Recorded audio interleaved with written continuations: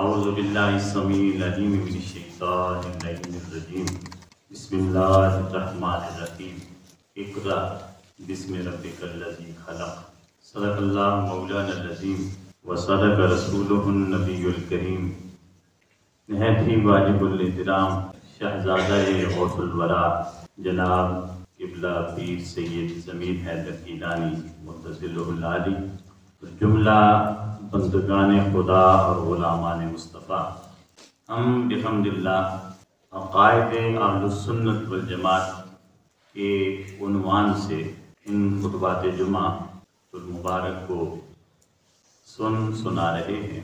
ان میں سے اسی بنیادی عنوان کے تحت آج کی یہ گفتگو، کیونکہ ماہ رجب المرجب ہے اور یہ ماہ ولادت مولا کائنات علی المرتضی رضی اللہ تعالی عنہ وعلیہ السلام وکرم اللہ وجہہ الکریم موسوم ہے، ہم آج اسی مناسبت سے اپنے عقیدے کو پیش نظر رکھنا ہے اور اس گفتگو کو سننا ہے۔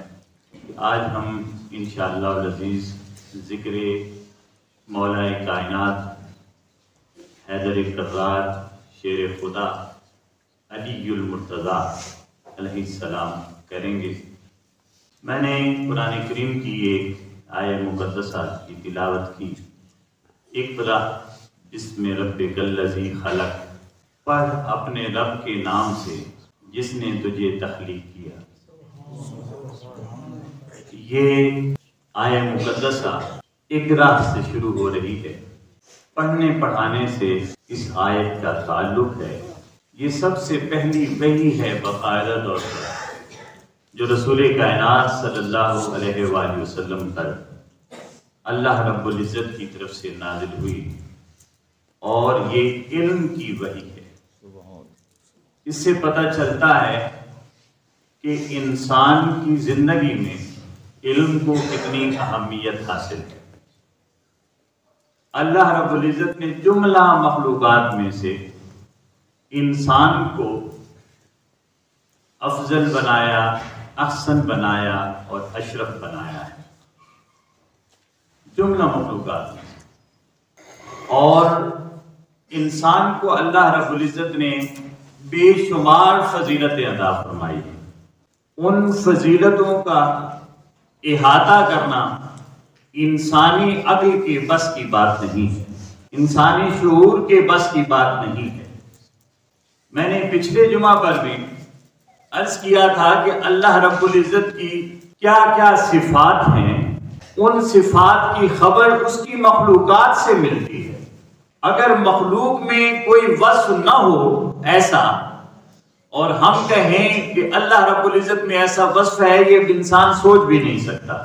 اللہ رب العزت نے انسان کو جملہ فضائل عطا فرمائے، جملہ صفات عطا فرمائی، حتیٰ کہ انسان کو اس نے اپنی ذات کا، اپنی صفات کا، اپنے افعال کا اور اپنے اسماء کا مظہر بنا کر بھیجا ہے۔ یہ انسان کی شان ہے۔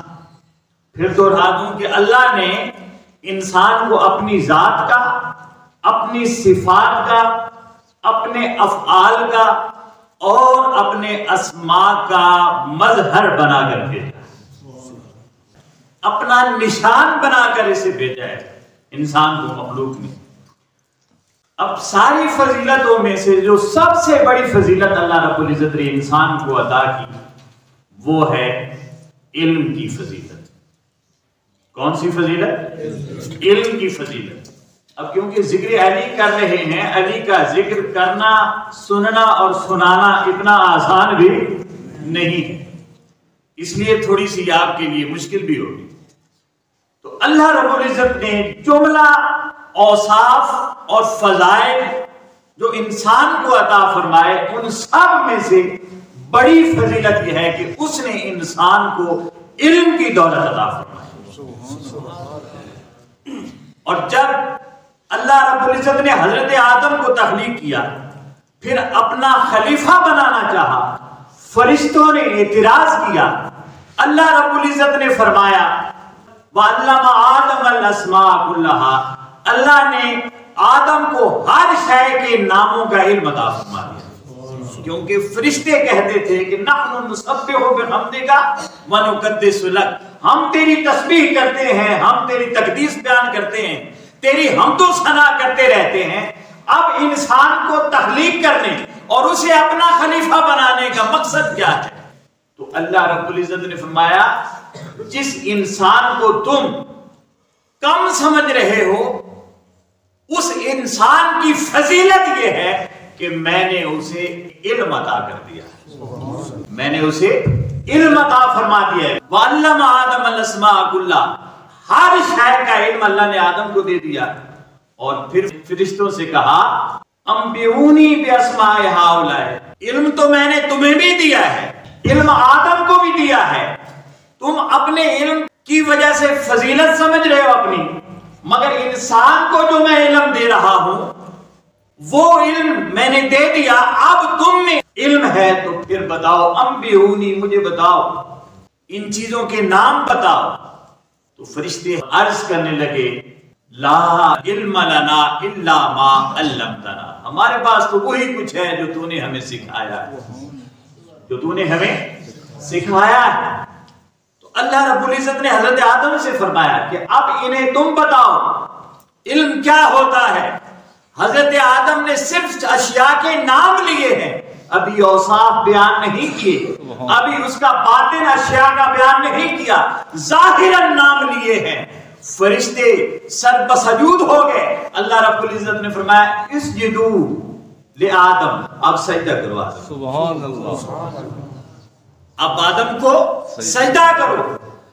علم کی بنیاد پر فرشتوں کو بھی آدم کا مسجود بنا دیا، اتنی فضیلت اللہ نے انسان کو عطا فرمائی کہ حضرت آدم علیہ السلام کو سجدہ کرایا، پھر فرمایا کہ فسجد الملائکہ، سارے فرشتوں نے سجدہ کر دیا۔ وہ سجدہ علم آدم کو تھا، آدم کو تھا کس وجہ سے؟ ابھی تو اعتراض کر رہے تھے، ابھی سجدہ کر رہے ہیں، سبب کیا تھا؟ علم۔ سبب کیا تھا؟ علم تھا۔ الا ابلیس، ابلیس نے نہیں کیا، ابا واستکبر وکان من الکافرین، اس نے انکار کیا علم آدم کا، تکبر کیا کہ میں بڑا ہوں، وکان من الکافرین، اور کافر ہو گیا۔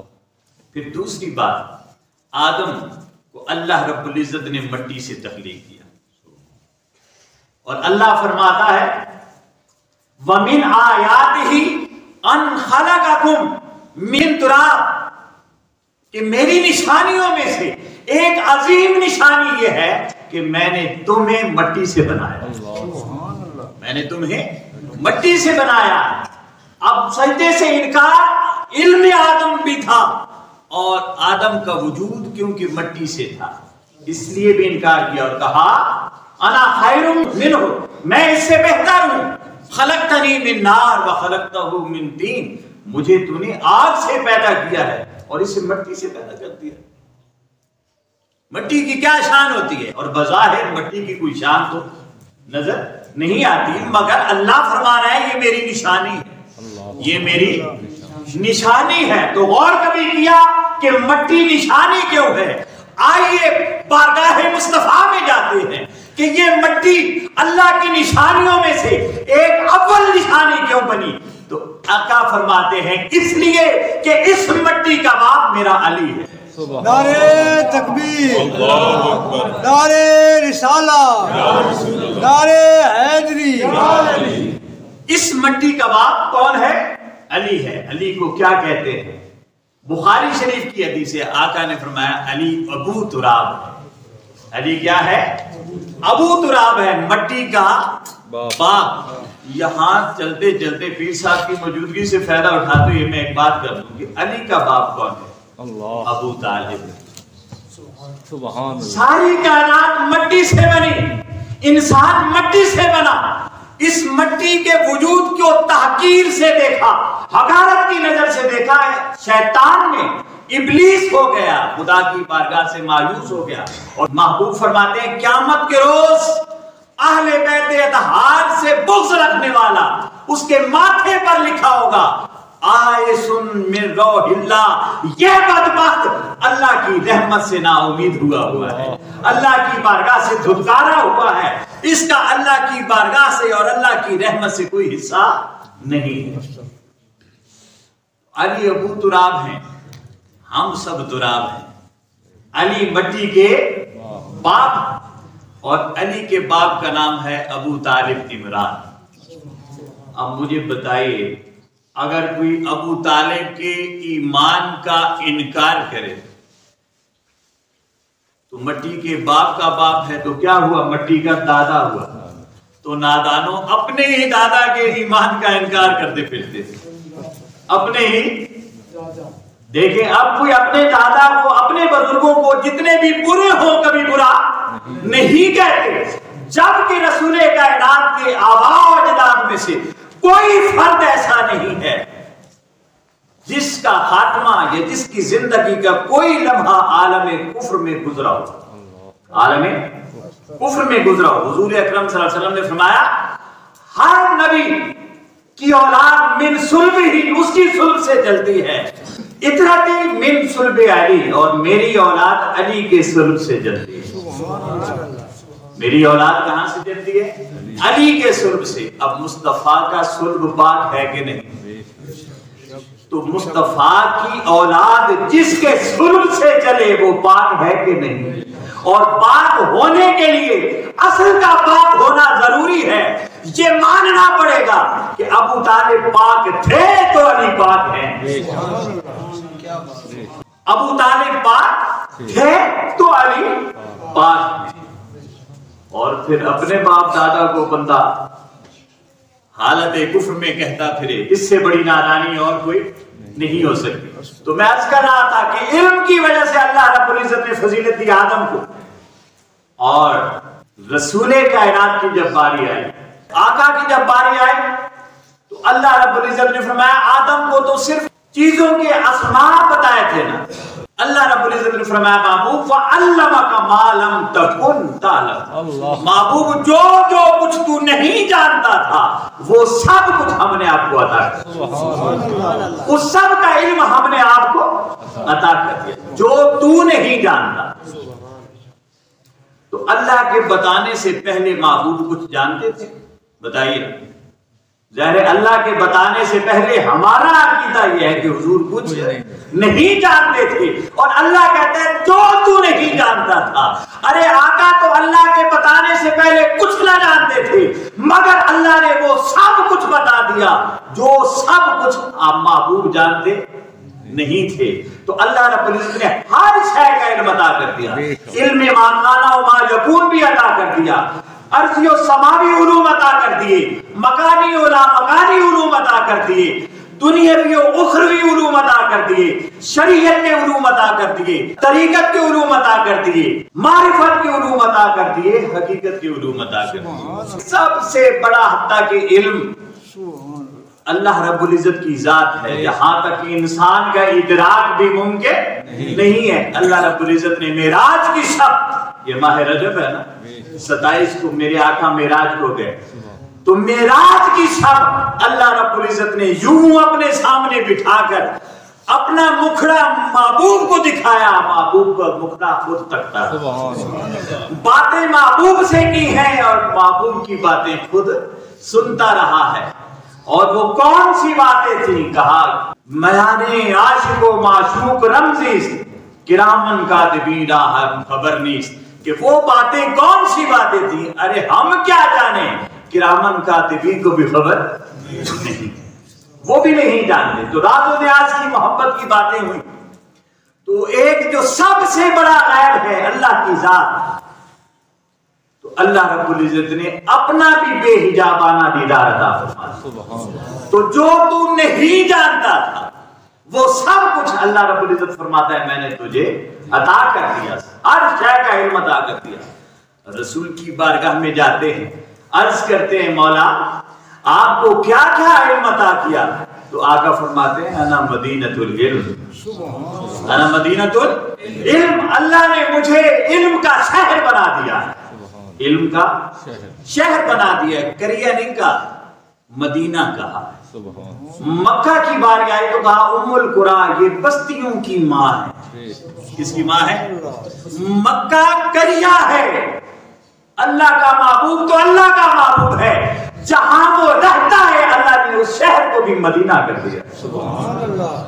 और बस्ती और शहर में फर्क क्या होता है? ये बस्ती है कूड़ा, क्या हर शहर यहां मिल जाती है? कुछ चीजें ऐसी हैं जो यहाँ नहीं मिलती। एक आगे बस्ती है, क्या हर शहर वहां मिल जाती है? नहीं, बस्तियों में कुछ मिलता है, कुछ नहीं मिलता, मगर शहर वो होता है, उसकी तारीफ ये है कि जहां हर शय वाफिर मिकदार में मिलती है, कसरत से मिलती हो। तो अल्लाह रब्बुल इज्जत के महबूब फरमाते हैं अना मदीनतुल इल्म, यहां कमी किस शय की है? अल्लाह ने मुझे इल्म का शहर बना दिया है।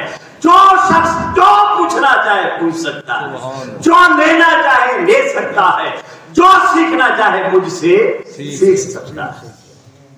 तो फिर बारगाह मुस्तफा में अर्ज करिए, आम सी हदीस आपने सुनी है, लेकिन इसे थोड़ा खोल रहा हूं मैं कि कहा मैं इल्म का शहर हूं, यानी इतना इल्म है और इल्म के वो खजाने हैं मेरे पास कि जिसको जिस इल्म की तलाश है, जिस शय की तलाश है, आए मेरी बारगाह में और मुझसे पूछ ले। सुभान अल्लाह। आए और मुझसे पूछ ले।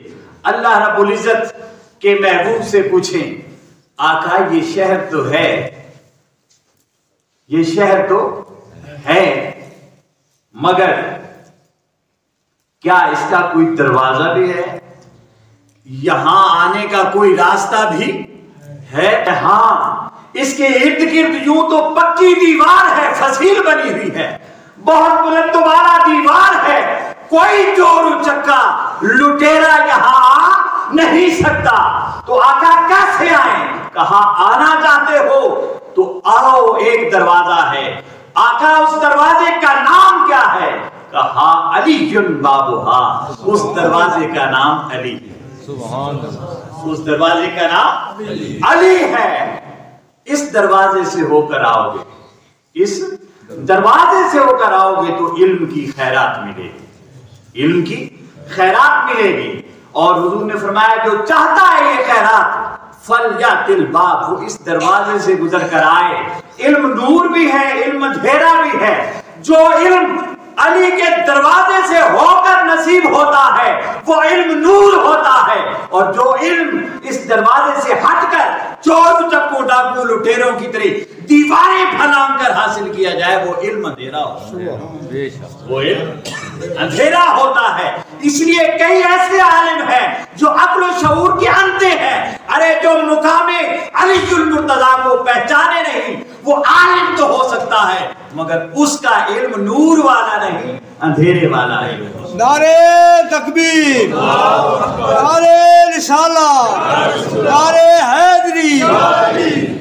अली से जिसका ताल्लुक जुड़ गया, अली की मोहब्बत जिसके सीने में आ गई, उसे जितना भी इल्म नसीब हुआ, जितना भी इल्म नसीब हुआ, चाहे एक नुक्ते का ही नसीब हो जाए, वो इल्म नूर बन जाता है, वो इल्म नूर बन जाता है। आइए हुजूर फरमाते हैं कि ये अली उसका दरवाजा है, जिसने आना है इस दरवाजे से होकर गुजरे। अब इस दरवाजे की शान क्या है? आका फरमाते हैं कि अल कुरान मा अली व अलीयुन माल कुरान, कुरान अली के साथ है और अली कुरान के साथ है। लई यतफर्रका हत्ता यरिदा अलैहिल हौज, ये कभी भी एक दूसरे से जुदा नहीं होंगे, यहां तक कि हर कोई क़यामत के रोज तन्हा होगा, अली और कुरान इकट्ठे आ रहे होंगे, अली और कुरान इकट्ठे आ रहे होंगे। ये वो जोड़ी है जो पक्की जोड़ी है। अली से कुरान जुदा नहीं, कुरान से अली जुदा नहीं। कहा कुरान में ऐसी क्या चीज है? आका फरमाते हैं जुमला उलूमे कायनात कुरान में, जुमला उलूम मारिफ कुरान में है, और कुरान के जितने उलूम मारिफ हैं वो सारे के सारे सूरह फातिहा में, वो सारे के सारे सूरह फातिहा में है। और सूरह फातिहा में जितने उलूम मारिफ हैं वो सारे के सारे सूरत फातिहा की बिस्मिल्लाह में, किसमें है? بسم اللہ میں ہے. اسی لیے امام شافعی کو کیونکہ رفض کا فتویٰ بھی لگا نا امام شافعی پر کہ یہ رافضی ہیں، تو وہ کہتے ہیں اچھا محبت آل بیت اگر رفض ہے تو میں رافضی ہی سے، تو میں رافضی ہی صحیح. اب ان کا رفض دیکھیں، عام نظر میں ان کا رفض دیکھیں مگر حقیقت میں ان کا عشق دیکھیں. وہ کہتے ہیں ہمارے نزدیک، حنفیوں کے نزدیک قرآن الحمدللہ سے شروع ہوتا ہے. کہاں سے شروع ہوتا ہے؟ الحمدللہ سے. مگر امام شافعی فرماتے ہیں قرآن بسم اللہ سے شروع ہوتا ہے. سبحان اللہ. کہاں سے شروع ہوتا ہے؟ بسم اللہ سے. ہمارے نزدیک ہم محبت والے ہیں اور ہماری ترتیب الحمدللہ سے شروع ہوتی ہے. بسم اللہ کیونکہ حکم ہے قرآن کو شروع کرنے سے پہلے پڑھنا ہے، تو ہم پڑھتے ہیں اور لکھ دی جاتی ہے ہر سورت سے پہلے سوائے سورہ توبہ کی. لیکن امام شافعی کا عقیدہ یہ ہے کہ سورہ فاتحہ بسم اللہ کے بغیر مکمل ہی نہیں ہوتی. تو وجہ کیا ہے؟ آقا نے فرمایا جملہ علوم قرآن کے سورہ فاتحہ میں ہیں اور سورہ فاتحہ کے جملہ علوم بسم اللہ میں ہیں اور بسم اللہ کے جملہ علوم بسم اللہ کی با میں ہیں. بسم اللہ کی با میں ہیں اور بسم اللہ کی با کے سارے علوم با کے نقطہ میں، با کے نقطہ میں ہیں. اور حضرت علی المرتضیٰ فرماتے ہیں جانتے ہو لوگو وہ نقطہ کون ہے؟ ارے وہ نقطہ میں ہوں. ارے وہ نقطہ میں ہوں. بلے شاہ پکار اٹھے. اب دیکھیں یہ ساری گفتگو جو میں کر رہا ہوں بلے شاہ نے سے ذکر کیا. کہتے ہیں علموں بس کریوں یار، علموں بس کریوں یار، اکو الف تینوں درکار. اکو الف تینوں درکار کہ علموں کو بس کر دے جو تجھے اندھیروں کی طرف لے جاتے ہیں، ظلمات کی طرف لے جاتے ہیں. علم سیکھنا ہے تو الف کے پاس جا. اکو الف تینوں درکار. وہ الف کیا ہے؟ الف سے مراد اللہ. سبحان اللہ. الف سے مراد کہ تجھے ایک اللہ چاہیے. اللہ کی بارگاہ میں لے جاتے ہیں، اللہ کی بارگاہ میں بلے شاہ لے جاتے ہیں. اللہ سے پوچھتے ہیں مولا علم کیا ہے، ہمیں بھی سکھا. وہ فرماتا ہے علمک ما لم تکن تعلم، جو میرے پاس علم تھا وہ میں نے میم کو عطا کر دیا. وہ تو میں نے میم کو عطا کر دیا، یعنی محمد کو عطا کر دیا. مصطفیٰ کی بارگاہ میں گئے، مصطفیٰ نے کہا انا مدینۃ العلم. صحیح جگہ پہنچے ہو. کہاں پہنچے ہو؟ اکو الف تینوں درکار. یہ یاد ہے اکو الف تینوں درکار. کہا میم کے پاس ہے. رسول کائنات کی بارگاہ میں آئے تو کہا صحیح جگہ پہنچے ہو. انا مدینۃ العلم، انا مدینۃ العلم، میں علم کا شہر ہوں، سارے علوم میرے پاس ہیں. عرض کیا آقا یہ حاصل کیسے ہوں گے؟ کہا عین سے ہو کر آؤ. کدھر سے ہو کر آؤ؟ عین سے ہو کر آؤ، یعنی علی سے. اکو الف تینوں درکار. الف میم کے در پہ پہنچاتی ہے، میم علی کے در پر. میم کہاں پہنچاتا ہے؟ علی. یعنی اکو الف تینوں درکار، یعنی علم سیکھنا ہے تو الف سے پوچھ. اللہ محمد کی بارگاہ میں بھیجتا ہے، محمد علی کی بارگاہ میں، محمد علی کی بارگاہ میں بھیجتا ہے. اور جب بندہ علی کے پاس پہنچا تو علی فرماتے ہیں واللہ ما من آیت قد نزلت الا علمت. خدا کی قسم کوئی ایسی آیت نہیں کہ جو مجھے معلوم نہ ہو. فیما نزلت وَأَيْنَا نَزَلَتْ وَعَلَامَا نَزَلَتْ. خدا کی قسم قرآن کی کوئی آیت ایسی نہیں کہ جو نازل تو ہوئی ہو مجھے خبر نہ ہو کہ کہاں نازل ہوئی، کس کی وجہ سے نازل ہوئی، کس وجہ سے نازل ہوئی اور کس پر نازل ہوئی. اللہ نعرہ حیدری. ایسی کوئی آیت قرآن میں نہیں ہے. جب علی کے در پر پہنچے کہ مخلوق کا سارا علم قرآن کے پاس ہے، قرآن کا سارا علم فاتحہ کے پاس ہے، فاتحہ کا سارا علم بسم اللہ میں ہے، بسم اللہ کا سارا علم اور معرفت بسم اللہ کی بے میں ہے، اور بے کے سارے علوم نقطہ با میں ہیں اور وہ نقطہ با علی ہے، وہ نقطہ با علی ہے۔ تو بلے شاہ کہتے ہیں، کون کہتے ہیں؟ بلے شاہ کہتے ہیں، بڑی خوبصورت کہتے ہیں، پھڑ نقطہ چھوڑ حسابان۔ سبحان اللہ، بے کا نقطہ ہے نا، کیا ہے؟ بے کا نقطہ۔ الف کے پاس پہنچے نا تو انہوں نے علی تک پہنچایا، اور جب علی پر پہنچے اور علی کا علم دیکھا اپنی حیثیت کے مطابق تو کہا یار میں تو یہاں پہنچا ہوں کہ پھڑ نقطہ چھوڑ حساب، پھڑ نقطہ چھوڑ حسابانو کی کرنا علم کتابانو ایک نقطے وچ گل مکدی۔ سبحان اللہ، پھڑ نقطہ چھوڑ حسابانو کی کرنا علم کتابانو جھلیا ایک نقطے وچ گل مکدی۔ تو وہ نقطہ کیا ہے؟ علی المرتضیٰ ہے۔ ارے انسان کے ایمان کی بات بھی یہی ختم ہوتی ہے، اسلام کی بات بھی یہی ختم ہوتی ہے، محبت کی بات بھی در علی پر ختم ہوتی ہے۔ کائنات میں کیا چیز ہے جو در علی المرتضیٰ سے ملتی نہیں؟ اور وہ کون سا خزانہ ہے جو رب کے ہاں تو ہو مگر علی کے پاس نہ؟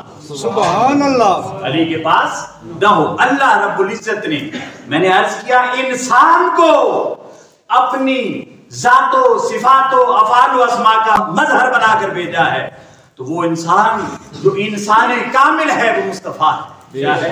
مصطفیٰ ہے، اور مصطفیٰ کا مظہر علی المرتضیٰ۔ سبحان اللہ، مصطفیٰ خدا کا مظہر ہے، بے شک، اور علی المرتضیٰ مصطفیٰ کا مظہر۔ بے شک، علی المرتضیٰ مصطفیٰ، مصطفیٰ کا مظہر ہے۔ اللہ نے کے محبوب فرماتے ہیں یعنی انت منی وانا منک، اللہ، انت منی وانا منک، میں تیرا مصدر ہوں تو میرا مظہر ہے۔ اللہ، اللہ، ترجمہ کیا ہے؟ اے علی میں تیرا مصدر ہوں، تو مجھ سے ہے، اور میں تجھ سے ہوں، یعنی تو میرا مظہر ہے۔ سبحان اللہ، لوگ تیرے علم کو دیکھے میرا علم یاد آتا ہے، تیرے علم کو دیکھے میرا علم یاد آتا ہے، تیرے جود و سخا کو دیکھے میرا جود و سخا یاد آتا ہے، تیرے لطف و عطا کو دیکھے میرا لطف و عطا یاد آتا ہے، تیری شجاعت دیکھے میری شجاعت یاد آتی ہے، تیری صداقت دیکھے میری صداقت یاد آتی ہے، تیری عدالت دیکھے میری عدالت یاد آتی ہے۔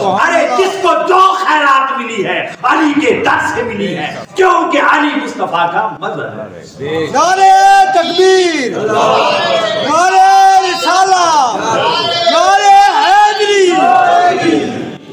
دوستان جی اٹھا، حضرت علی المرتضیٰ سے کسی نے پوچھ لیا، ہم نادان ہیں، ہم تو پوچھتے بھی نہیں، ہمیں تو یہ شعور بھی نہیں کہ کسی سے کچھ پوچھ لے، اور جو بتا دے اسی پر چل پڑتے، لکیر کے فقیر۔ اور ہم ایسی لکیر کے فقیر ہیں جو لکیر ہی نہیں ہے، جو ذاتی طور پر لکیر ہی نہیں۔ علی المرتضیٰ سے کسی نے پوچھا کہ آپ کو کوئی حسرت ہو زندگی میں؟ حسرت اس آرزو کو کہتے ہیں جو پوری نہیں ہوتی۔ ایک ہوتی ہے نا تمنا پوری ہو گئی، ایک ہوتی ہے حسرت، وہ آرزو وہ خواہش جو پوری نہیں ہوتی اور نہ پوری ہونے کا کوئی امکان ہوتا۔ پوچھنے والے نے آرزو یا تمنا نہیں پوچھی، کیونکہ اللہ کے ولی کی نہ کوئی تمنا ہوتی ہے، نہ آرزو ہوتی ہے، نہ خواہش ہوتی ہے، اس کی نگاہوں میں اور اس کے خیالوں میں فقط جلوہ یار ہوتا ہے۔ سبحان اللہ، اسے کوئی تمنا نہیں ہوتی۔ یار سامنے ہو تو تمنا کیسے، یار سامنے ہو تو آرزو کیسے، یار سامنے ہو تو خواہشات کیسے؟ تو خواہشیں اس کی نہیں ہوتی، نہ آرزویں نہ تمنائیں، کوئی حسرت ہوتی ہے جو رہ جائے۔ تو کہا کوئی حسرت؟ مولا علی فرماتے ہیں مجھے زندگی میں 2 حسرتیں رہی ہیں اور وہ میں ساتھ لے کر جا رہا ہوں۔ حسرت وہ خواہش ہے جو پوری نہ ہو اور مرنے والا جانے والا ساتھ لے کر جائے، پوری نہ ہو۔ کہا 2 حسرتیں رہی، عرض کیا کون کون سی حسرت؟ حضرت علی فرمانے لگے ایک حسرت یہ رہی زندگی بھر کہ جتنا میں سخی تھا اتنا کسی نے مانگا نہیں۔ سبحان اللہ، جتنا میں سخی تھا اتنا کسی نے मांग रहे हैं। हम तो ज्यादा से ज्यादा अली मुश्किल कुशा कह देते हैं ना, तो हमारी मुश्किल क्या होती है? ये सब्जी अच्छी हो जाए, आलू अच्छे हो जाए, ये मुश्किल है ना। बेटे को नौकरी मिल जाए, बेटी की शादी हो, हमारी मुश्किल नहीं है। और ये मुश्किलें अली की बारगाह में कोई हैसियत नहीं रखती। हमारी तो ये मुश्किलें, हम कहते हैं मुश्किल कुशा। तो छोटे छोटे प्रॉब्लम, छोटे छोटे मसाइल हमारी की बारगाह में, जो अली का स्टेटस भी नहीं, हमारा स्टेटस भी नहीं है, इंसान का स्टेटस भी और मुसलमान और मोमिन का स्टेटस नहीं, और दर्जा ये नहीं कि वो छोटी छोटी ख्वाहिशें अपने महबूब से कहता है, अपने महबूब से कहता है। तो अली फरमाते हैं दो हसरतें हैं, एक ये कि जितना मैं सकी था उतना मुझसे किसी ने मांगा नहीं, और दूसरी हसरत यह है कि जितना अल्लाह ने मुस्तफा के शहर से मुझे इल्म अता किया था इतना किसी ने सवाल नहीं। अल्लाह सुभान अल्लाह। इतना किसी ने सवाल नहीं किया। हम तो कहते हैं ना मांगोगे मुझे तो अल्लाह से मिल जाए। अल्लाह ने मुस्तफा को अपना मजहर बनाया, मुस्तफा ने मुर्तजा को अपना मजहर बनाया। अरे दरे अली पे आओ, जो मिलेगा खैरात मुस्तफा होगी, अताए किबरिया होगी। सुभान अल्लाह। अताए किबरिया होगी। कहा इतना इल्म था, जितना इल्म था इतना बड़ा किसी ने सवाल ही नहीं किया। तो हम कहां फिरते हैं? इसलिए बुल्ले शाह कहते हैं फड़ नुकता छोड़ किताब, एक नुक्ते विच गल। तो जो कुछ भी मिलता है, उलूम का जो कुछ भी मिलता, कदीम उलूम हो, जदीद उलूम हो, दुनियावी उलूम हो, उखरवी उलूम हो, जमीनी उलूम हो, आसमानी उलूम हो, मकानी उलूम हो, लामकानी उलूम हो, वो शरीयत के उलूम हो, वो तरीकत के उलूम हो, वो मारिफत के उलूम हो, या वो हकीकत के उलूम हो, जो मिलता है दरे मुर्तजा से। अल्लाह सुभान अल्लाह। क्यों? ये दलील और ये रास्ता हमने खुद नहीं चुना, मुस्तफा ने अता किया। ये रास्ता मुस्तफा ने अता किया, और ये अकीदा है हम अहलुस सुन्नत वल जमात। ये अकीदा कि मुस्तफा मजहरे ज़ाते किबरिया है और मुर्तजा मजहरे हबीबे किबरिया है। सुभान अल्लाह। मजहरे हबीबे किबरिया है। अल्लाह रब्बुल इज्जत हमें इन हकीकतों को समझने की तौफीक अता फरमाए और जिक्र अली करने की तौफीक अता फरमाए। हुजूर शेखुल इस्लाम ने बड़ी खूबसूरत बात की, और आप जो अकीदतमंद और इरादतमंद हैं इस दर आला के और दरबार आलिया के, खुश नसीब लोग हैं हम, निस्बतों वाले लोग। हुजूर शेखुल इस्लाम गुफ्तगू कर रहे थे एक बार, और कहने लगे कि सिद्दीक़ अकबर कहते हैं अली को देखना इबादत। मैं मुख्तसर कह रहा हूँ, अली को देखना इबादत है। उम्मुल मोमिनीन आयशा सिद्दीका रज़ी अल्लाह अन्हा फरमाती हैं अली का जिक्र इबादत है। और हुजूर शेखुल इस्लाम कहते हैं कि कभी ऐसा भी होता है कि जो देखने वाले थे वो खुश नसीब तो चले गए, और जिक्र करने वाले हो सकता है वो जिक्र ना कर रहा हो, और एक वक्त में बंदा हर वक्त अली अली तो कर सकता नहीं, कोई इससे बेहतर मुकाम भी है। तो हुजूर शेखुल इस्लाम फरमाते हैं कि आले अतहार का कोई भी फर्द तुम्हारे दरमियान हो उसे देखा करो, ये भी इबादत, ये भी इबादत हुआ। तो अल्लाह का करम है हम जिक्र अली भी कर रहे हैं और चेहरा औलाद अली भी देख रहे हैं। सुभान अल्लाह। तो ये भी इबादत है। तो दोस्तों आज अब अगर कोई पूछे आपसे कि आप इन फकीरों के पास, इनके दरबार में, इनकी बारगाह में क्यों जाते हैं, तो बताया करें कि हम इसलिए जाते हैं, और कोई तो पता नहीं क्यों जाता है। मेरा अकीदा कहो ये है कि मैं हुजूर की अहादीस की रोशनी में इस नतीजे पर पहुंचा हूं कि मुस्तफा की आल के चेहरे की ज़ियारत भी इबादत है। तो कोई पूछे क्यों जाते हैं, कहा करो इबादत करने जा रहा हूं। क्यों जा रहा हूं? इबादत करने जा रहा हूं। 1 2 3 4 दिन रह हो जाए तो ये इबादतें कभी कज़ा नहीं होती, कभी कज़ा कि अब क्या करें, ये तो कज़ा थी गई। ये कज़ा वाली बातें नमाज रोजे में होती हैं, हज में होती हैं, ज़ियारतों में नहीं होती। ज़ियारत जब हुई अदा हुई, जिक्र जब हुआ अदा हुआ। वो इबादत ताखीर में तो चली जाती है, कज़ा में नहीं जाती। بڑا خوبصورت کسی نے بات کی تھی، نمازیں گر قضا ہوں پھر ادا ہوں، نمازیں گر قضا ہوں پھر ادا ہوں، قضا ہوتی ہے پھر ادا ہوتی ہے، نگاہوں کی قضائیں کب ادا ہوں، نگاہوں کی قضائیں کب ادا ہوں، کب قضا ہوں، یہ کبھی قضا نہیں ہوتی، یہ ادا ہی ادا۔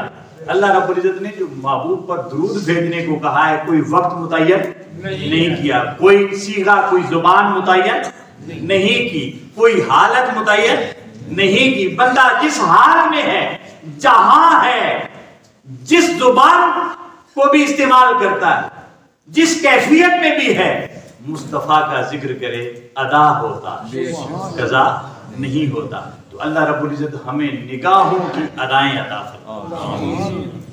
اب ایک بات جو پیر صاحب نے مجھے کہی کہ ایک بات اکثر کہی جاتی ہے، حدیث بھی ہے، ترمذی میں بھی ہے اور مسند امام احمد بن حنبل میں بھی ہے، کہ ہم نے سنا ہوا ہے اور ہمارا یہ عقیدہ ہے، عقیدہ اہل السنت والجماعت، یہ کاش ہم اپنے عقیدے کو مکمل سمجھ لیں، اس لیے میں نے اپنی گفتگو کا عنوان رکھا ہوا ہے عقائد اہل السنت والجماعت، کہ الحمدللہ جب بھی اس سٹیج سے بولیں گے اہل السنت والجماعت کا عقیدہ بتائیں گے۔ ترمذی کی اور مسند امام احمد بن حنبل میں یہ حدیث آئی ہے کہ حضور فرماتے ہیں، حضور نے فرمایا، بعض لوگ تو صرف حضرت ابو بکر کا نام لیتے ہیں، حضور نے فرمایا ابو بکر و عمر سیدہ کہول اہل الجنہ، یہ اہل جنت کے بزرگوں کے سردار ہوں، بوڑھوں کے سردار ہوں۔ مگر جتنی بھی تفاسیر اٹھا کرتے تھے احادیث کی، اور سینس بھی یہ ہے، اور قرآن اور حدیث میں ایسے کئی الفاظ ہوتے ہیں، کئی الفاظ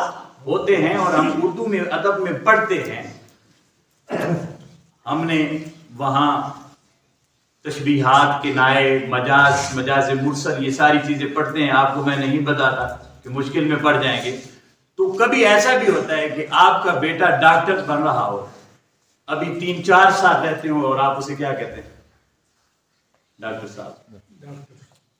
یہ بات اگر سمجھ نہیں آئی تو یہاں بہت سارے لوگ بیٹھے ہوں گے جو فوج سے ریٹائر ہو کر آئے اور صوبیدار ہوں گے، تو ہم انہیں کیا کہتے ہیں؟ صوبیدار صاحب۔ حالانکہ وہ اب صوبیدار نہیں ہے، وہ تب صوبیدار تھے جب وہ یونٹ میں ہوا کرتے تھے، اب صوبیدار نہیں ہے۔ اسی طرح باپ بیٹا ڈاکٹر بنے گا 2 سال 3 سال کے بعد سند ملے گی، لیکن ڈاکٹر اسے ہم اب کر رہے استعمال۔ تو اسی طرح ماضی بول کر حال اور حال بول کر ماضی، اسے مجازی مرسل کہتے ہیں ادب میں، عربی ہو یا اردو ادب میں اسے کہتے ہیں، اور یہ قرآن کا معمول ہے۔ قرآن نے بھی کہا جب یتیم بڑے ہو جائیں، تو جب بڑا ہو گیا تو یتیم تو نہیں رہتا ہے، یتیم تو بچپن کی حالت کو کہتے ہیں، بڑا ہو کر پھر وہ یتیم، تو قرآن نے بچپن کی حالت کو اس کی ساری زندگی پر لگا، اس کی ساری زندگی پر، یعنی جوانی کے بعد بھی اب وہ۔ تو حضور اکرم صلی اللہ علیہ وسلم نے فرمایا یہ بزرگوں کے، اب بزرگ کہاں ہیں؟ صاف سی بات ہے، ہر آدمی نے سن رکھی ہے کہ حدیث حضور نے فرمایا کہ جنت میں کوئی شخص بوڑھا نہیں جائے گا، جو بھی جائے گا جوان ہوگا، اور ان کی جو ملنے والی حوریں ہوں گی اور خواتین ہوں گی وہ بھی وقوائب اترابا، ان کی ہم عمر ہوں گی، ان کی کوئی بوڑھا نہیں ہوگا۔ مجھے میں بھی صاحب شعر ایک سنا دوں، غالب نے کہا تھا، اسے کہا نا کہ یار یہ کیا شراب پیتا ہے اور کیا کرتا رہتا ہے، تو کوئی اللہ توبہ کر، وہاں جنت ہوگی، وہاں حوریں ہوں گی، تو کیا یہاں پھرتا ہے؟ تو وہ غالب کہنے لگا جس میں لاکھوں برس کی حوریں ہوں، جس میں لاکھوں برس کی حوریں ہوں، ایسی جنت کا کیا کرے کوئی؟ اس جنت میں جائے جہاں پتہ نہیں کب کی تخلیق کائنات کے وقت اللہ نے حوریں بنائی تھی، تو ہمارے جاتے جاتے تو وہ پتہ نہیں کتنی بوڑھی ہو چکی ہوں گی، ہم جوان ہوں گے، ہم نے انہیں کیا کرنا ہے؟ بے شک ہم نے انہیں کیا کرنا ہے؟ ہم جوان ہوں گے، وہ ہوں گی بوڑھی، ہزاروں لاکھوں سال گزر گئے انہیں پیدا ہوئے، تو ہم وہاں کیا کریں گے؟ حضرت آدم آئے نا یہاں، اس سے پہلے جنت میں تھے، وہاں تو ہر شے تھی نا، تو اتنی بوڑھی پرانی عورت کی، پرانی عورتیں، بوڑھی عورتیں، کیا کریں گے ہم؟ تو قرآن کہتا ہے وہ غالب کا جواب ہی ہے، وہ کہتا ہے وَقَوَائِبَ أَتْرَابًا، یہ تیری خام خیالی ہے، جس عمر میں تو ہوگا اسی عمر کی وہ ہوگی، جس عمر میں تو ہوگا نا اسی عمر کی وہ ہوں گی، پریشان ہونے کی بات نہیں ہے۔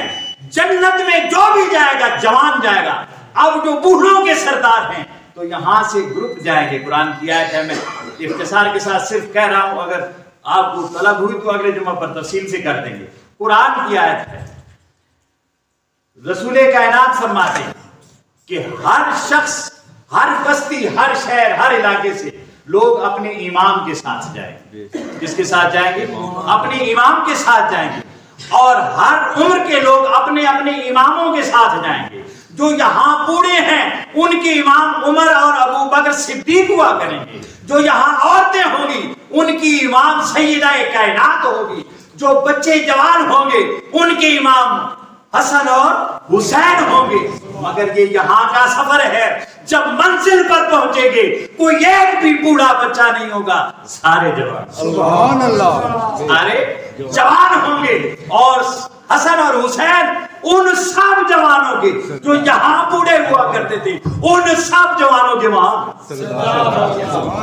جو یہاں بوڑھے ہوا کرتے تھے ان سب جوانوں کے وہاں سردار۔ اللہ رب العزت ہمیں معرفت عطا فرمائے۔ وما علینا الا البلاغ۔ ماشاء اللہ جی، ماشاء اللہ، اللہ تعالیٰ